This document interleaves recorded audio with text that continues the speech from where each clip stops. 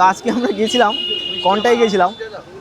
তো আমরা মাইতি আইডিয়ার কাছে দাঁড়িয়েছিলাম, হঠাৎ করে দাদার সঙ্গে দেখা হয়ে গেল যে দাদা ফুচকা খাবেন না?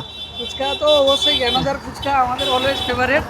তো আজকে আমার গ্রামের পুজো চলছে আর কি, আর তোমার মতন মানুষকে পেয়েছি এটাই পরম প্রাপ্তি। হ্যাঁ, সব কিছু ভালো তো?